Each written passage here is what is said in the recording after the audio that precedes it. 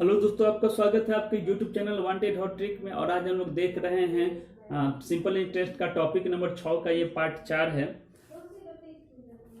Part 4 का पहला प्रश्न देखिए, एक व्यक्ति के पास जितने भी रुपए हैं उसमें से कुछ राशि को वह 7% वार्षिक दर तथा शेष राशि को वह 12% वार्षिक दर पर एक वर्ष के लिए उधार देता है। यदि उसे कुल राशि पर 10.5% वार्षिक दर से ब्याज प्राप्त हुआ हो तो पहले तथा दूसरे भाग की राशि में क्या अनुपात होगा। देखिए, पहले और दूसरे राशि का अनुपात हमसे पूछा जा रहा है। पहले भाग को दिया है 7% की ब्याज की दर पर, दूसरे भाग को दिया है 12% की ब्याज की दर पर, और इस तरह से औसत ब्याज दर जो है हमको दिया हुआ है 10.5%।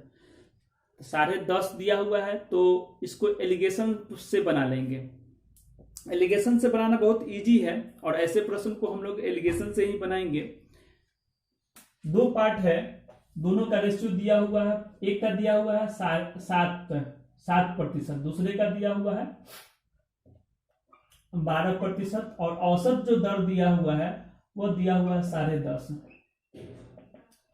अब क्रॉस घटाइए, ये घटेगा तो ये आपको हो जाएगा 10.5 है ना, तो 1.5 हो जाएगा, और ये घटेगा तो 3.5 हो जाएगा। एक अंक के बाद इसमें भी दशमलव है, इसमें भी दशमलव, तो दशमलव से दशमलव कैंसिल हो गया। 5 से ये 7 बार में, 5 से ये 3 बार में, यानी कि 3:7 आ गया। यही रेशियो आ गया दोनों पार्ट का, यानी कि दोनों भाग का। नेक्स्ट प्रश्न देखिए, अगला है, ये पहला प्रश्न था आपका, ये पहला नंबर प्रश्न था इस टॉपिक का। नेक्स्ट देखिए, दूसरा नंबर प्रश्न देखिए।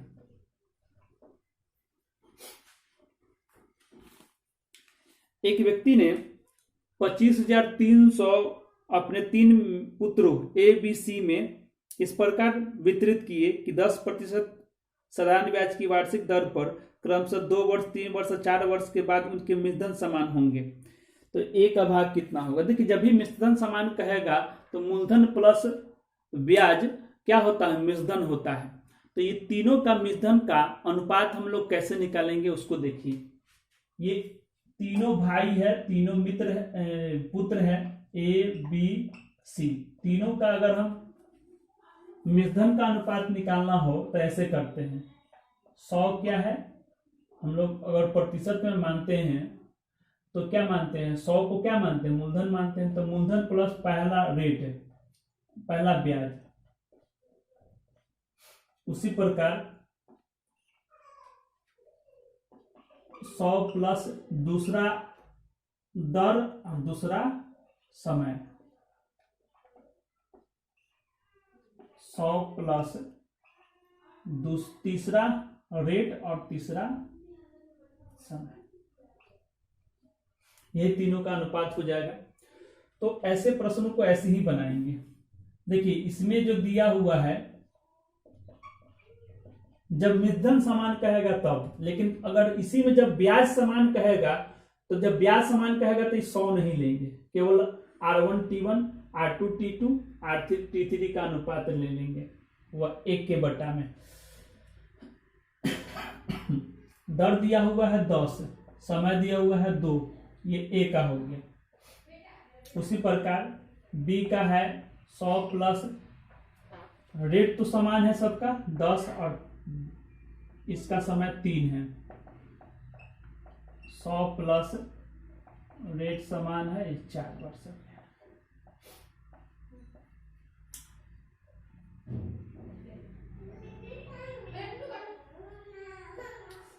अभी तीनों को सॉल्व कीजिएगा तो ये आएगा 1/120, 1/130, 1/140,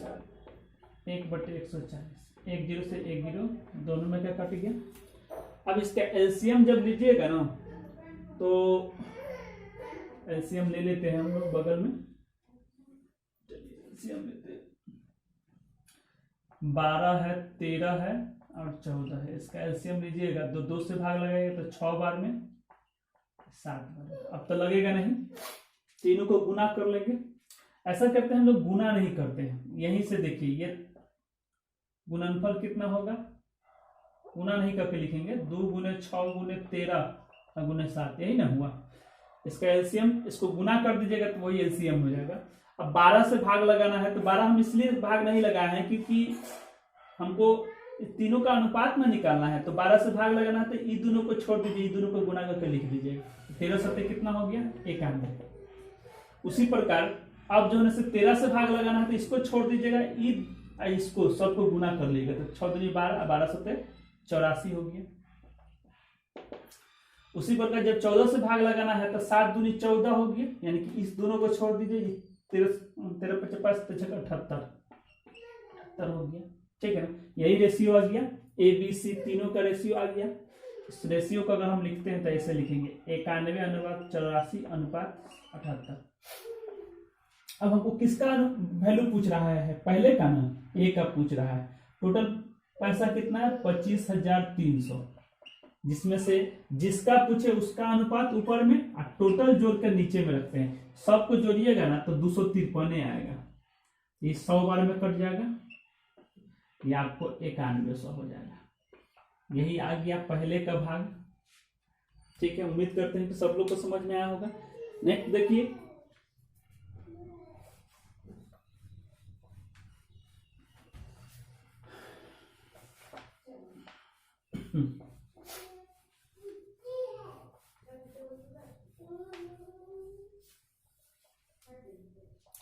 तीसरा नंबर प्रश्न देखिए।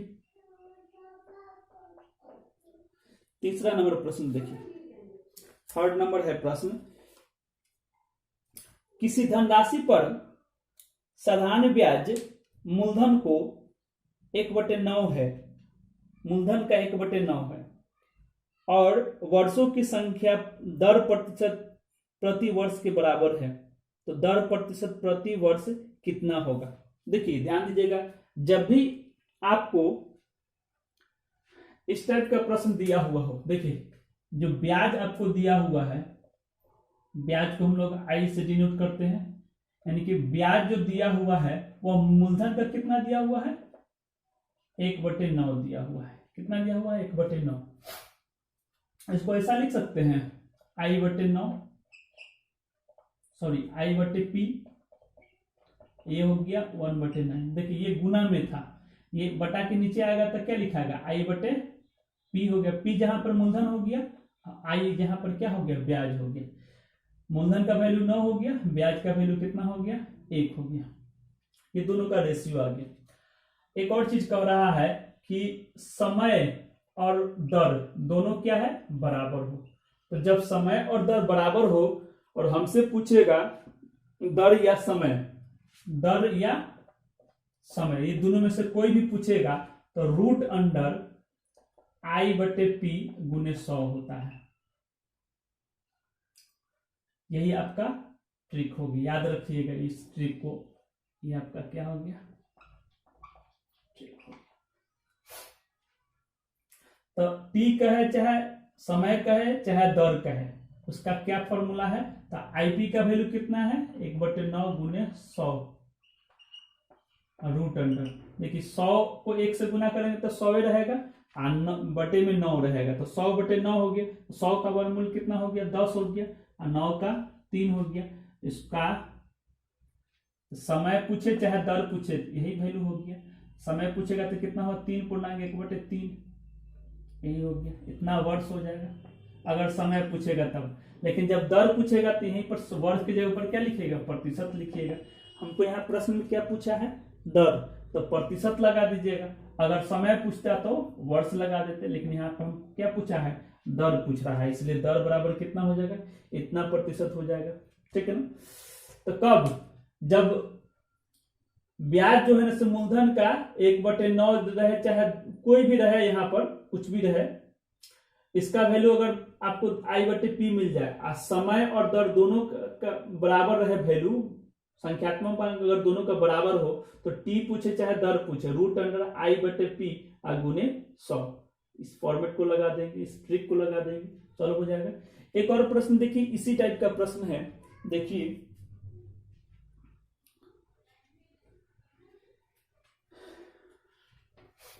ये तीसरा है, इसके बाद में चौथा नंबर प्रश्न देखिए, सेम टाइप का प्रश्न है।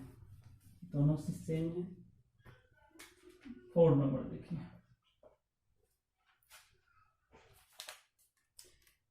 किसी राशि पर 6.1/4 वर्ष बाद साधारण ब्याज उस राशि का 3/8 है। देखिए मूल ब्याज जो है से उस राशि का कितना है, 3/8 है। यहां पर लिख सकते हैं I/P बराबर 3/8, ठीक है ना। लेकिन हमको यहाँ पर दिया हुआ है समय, जो दिया हुआ है समय दिया हुआ है 6.1/4। इसका मतलब है कि 6 चौके 24, 25, 25/4 वर्ष।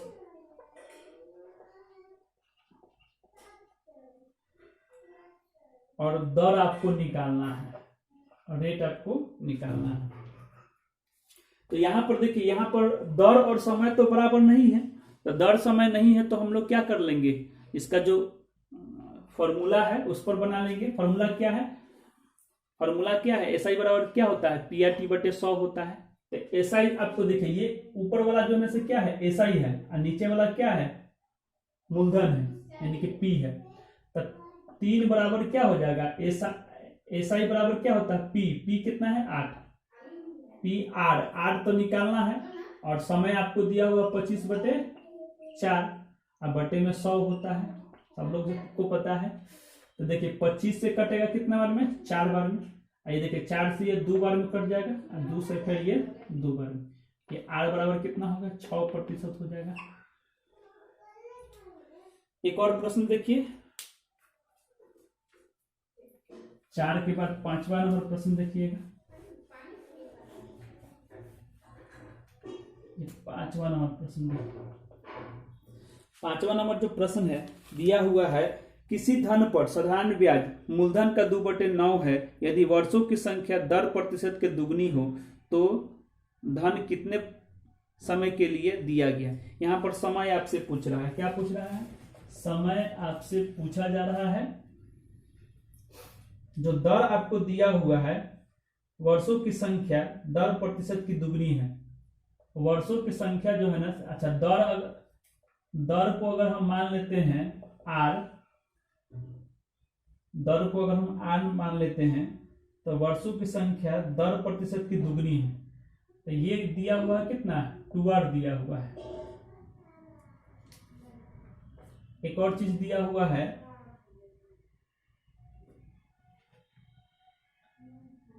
जो I है वह P का कितना है, 2/9 है। तो हमसे समय पूछ रहा है, इसी का ना वैल्यू पूछ रहा है। यहां से देखिए I और P का रेशियो निकाल लेंगे। अब फॉर्मूला हम लोग जानते हैं, SI बराबर क्या होता है, PRT/100। तो SI कितना है, 2 है, और P कितना है, 9 है, और R तो यही R है, और T तो आपको यही 2R है, और बटे में 100।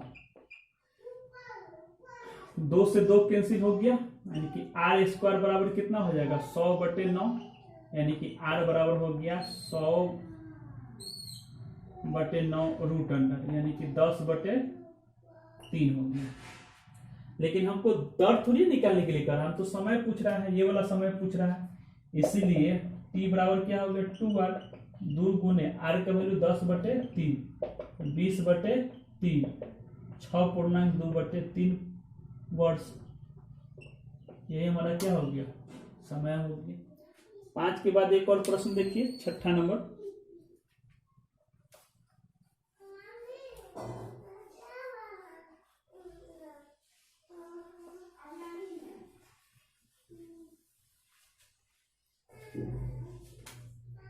ये 6 नंबर प्रश्न देखिए,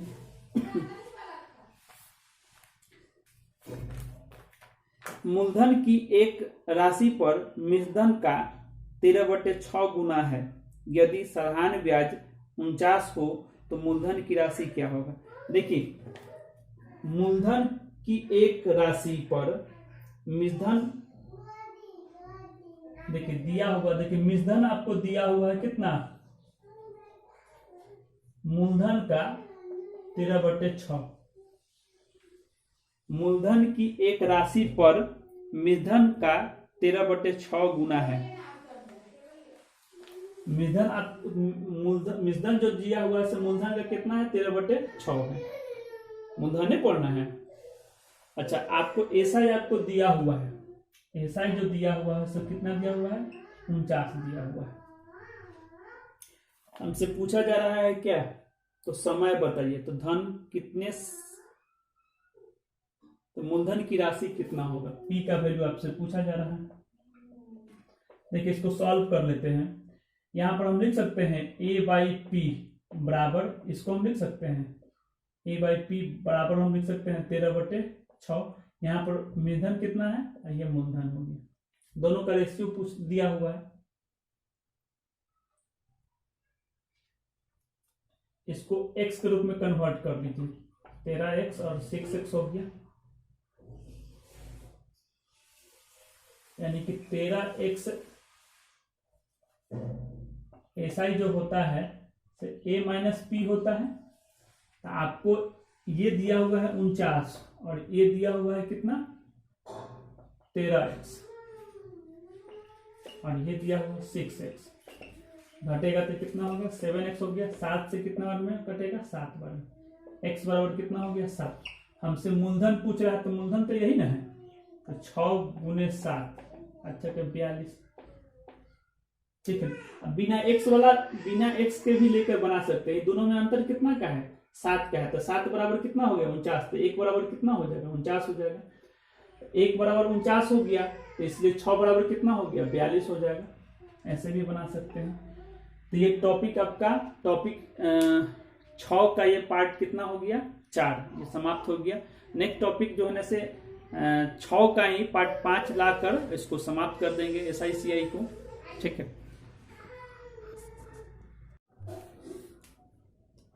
7 नंबर प्रश्न है, 4 राशियां P, Q, R तथा K इस प्रकार से हैं कि P Q का ब्याज, Q R का ब्याज तथा R K का ब्याज है।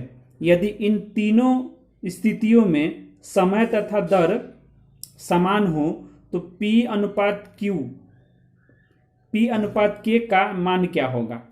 देखिए यहां पर समय और दर दोनों क्या है समान है, तीनों स्थिति में समय क्या है समान है, दर भी समान है। मान लेते हैं कि समय का अगर हम बात करते हैं, समय को अगर हम x मान लेते हैं और दर को क्या मान ले, कुछ मान लेते हैं a मान लेते हैं। अब 3 स्थिति दिया हुआ है। पहला स्थिति P Q का ब्याज है, तो एक फॉर्मूला याद होगा आप लोग को, ब्याज बराबर होता है PRT/100, जहां SI जो है सिर्फ क्या है साधारण ब्याज है, P आपका मूलधन हो गया, R दर हो गया, T क्या हो गया समय हो गया, बटे में 100 हो गया। ये फॉर्मूला हम लोग बचपन से जानते आ रहे हैं, इसी का यूज करेंगे।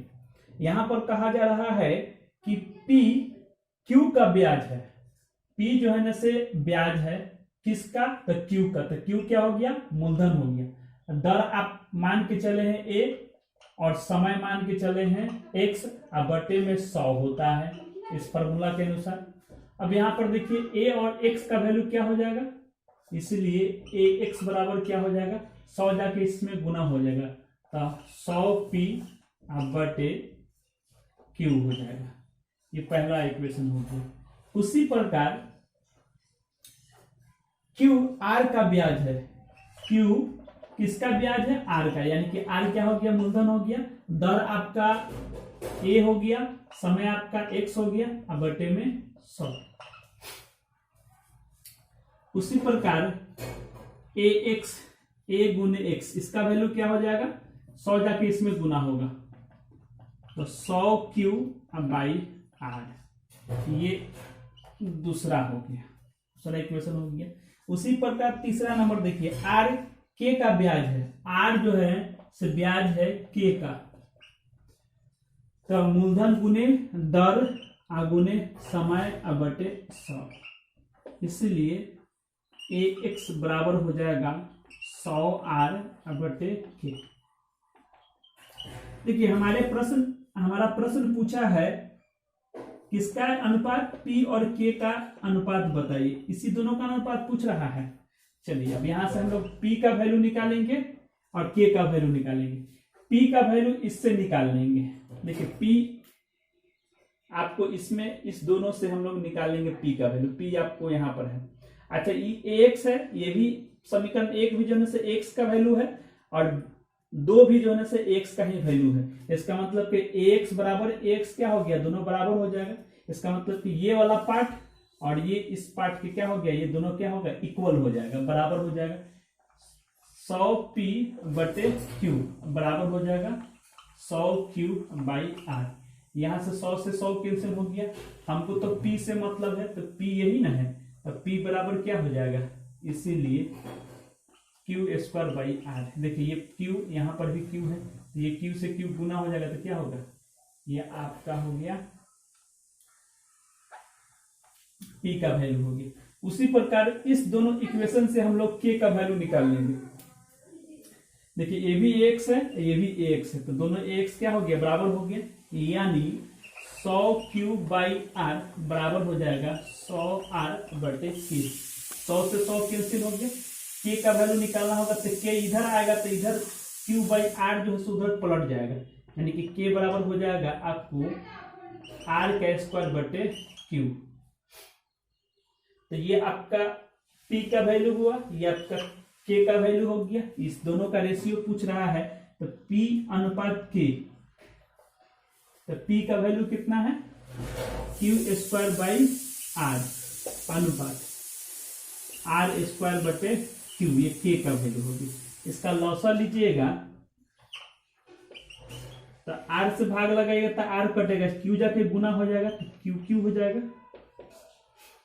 q से भाग लगे तो r बचेगा, r से इसमें गुना होगा तो r³ हो जाएगा। यानी ये दोनों का रेशियो कितना आ गया, q/r³। यही हमारा रेशियो हो गया किसका, p और k का। उम्मीद करते हैं कि 7 नंबर प्रश्न सब लोग को समझ में आया होगा। अगर समझ में नहीं आता है तो 1-2 बार वीडियो देखिए और समझने का कोशिश कीजिएगा तो समझ में आ जाएगा। चलिए नेक्स्ट प्रश्न देखिएगा, ये 8 नंबर प्रश्न है अगला।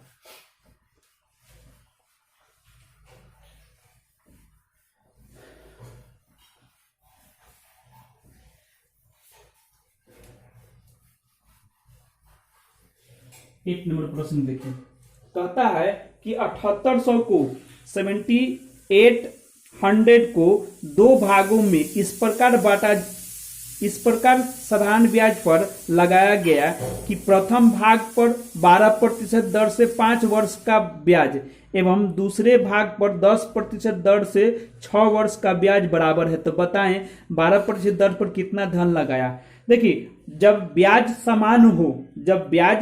समान हो और राशि को जो है दो पार्ट में बांटा जा रहा हो और ब्याज समान हो, तो वैसे इस स्थिति में दोनों का जो हम लोग रेशियो निकालेंगे वो रेशियो ऐसे निकालेंगे। मान लेते हैं कि ये पार्ट है, एक ये पार्ट है और एक बी पार्ट है। इन दोनों का रेशियो अगर निकालना होगा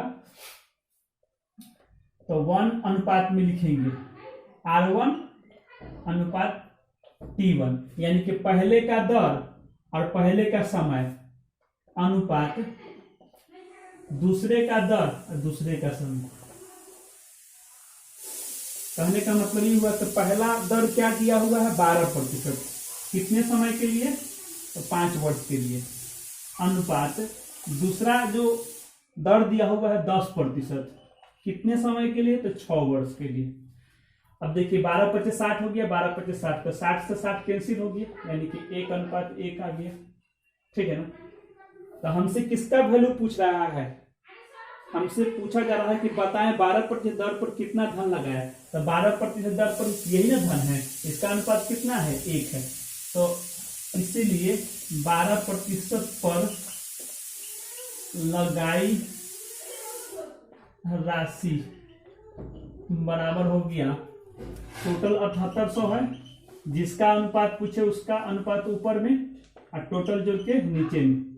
ये आपको 3 2 से 3 दूनी 6 हो गया, और फिर 9 दूनी 18, ये आपको हो गया 3900, यानी कि ए को कितना मिलेगा 3900। तो ये आपका चैप्टर सिंपल टेस्ट समाप्त हो गया। ठीक है, अगर वीडियो आपको अच्छा लगता है तो प्लीज लाइक कीजिए, सब्सक्राइब कीजिए।